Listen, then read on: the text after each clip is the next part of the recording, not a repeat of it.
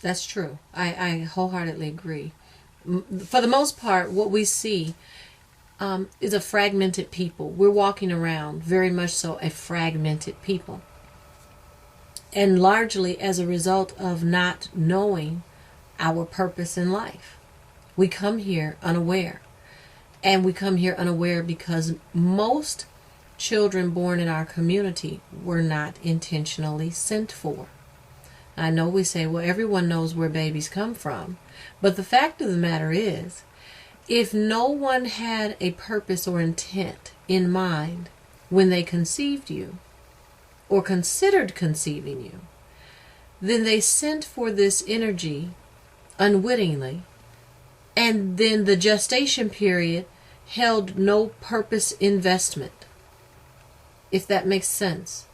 So then you find people coming here like wandering spirits or wandering souls. And that's why we end up with so many useless food eaters. They have no purpose. Remember a few years ago how someone became popular from writing some book about purpose-driven life? Because there's so many millions and millions and millions of people, not only in this country but in the world, who have no idea what their purpose is. Without that, then it's easy for someone to inject a foreign program into your mind. So then you watch Disney on television or Nick Jr., and before you know it, you're behaving like what you see on television, what you see on BET, what you see on VH1 and things of that nature. Do you understand what I mean?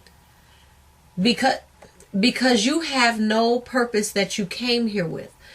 And then all someone could think to do was to name you something that rang well off their tongue. It sounded cute. It has no definition, no depth, no substance.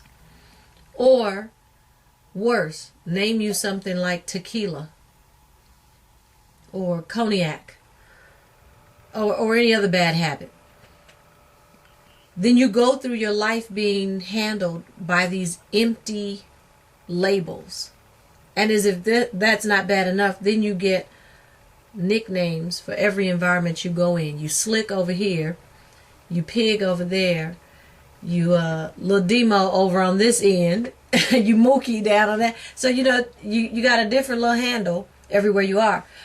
And then we wonder what's wrong with you when we run across you in the adult arena and you can't function. You can't find anything. So you don't have that substance that you've been groomed into to begin with. As I mentioned before, and I'm working on a writing project. I'm writing a new book.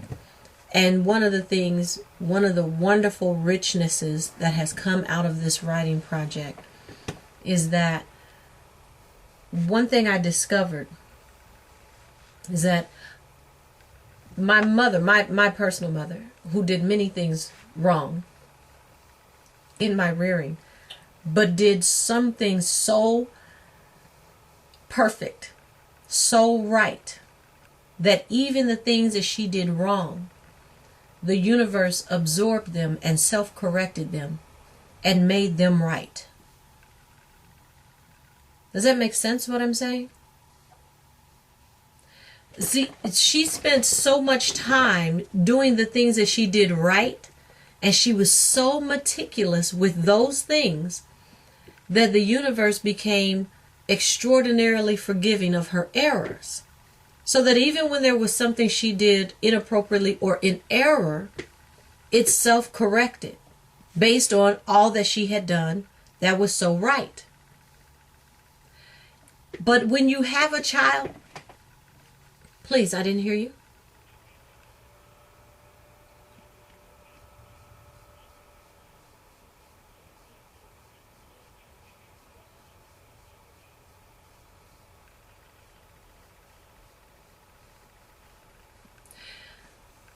Well, there's some things. One of the first things she did right was long before she conceived me. She planned to conceive me. So she knew and had laid out all these ideas of this child to bring forth. And she did it. She like summons this child forth. So there was nothing left to chance. She had actually managed to do what many of us fail to do, which is to put to her mind the thought, the characteristic, and action of bringing forth this type of being. She already knew what energies she was putting in this child and carried this child through entire gestation with this thought in mind.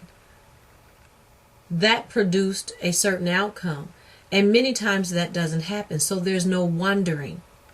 There was never a wandering. There are so many things that lined up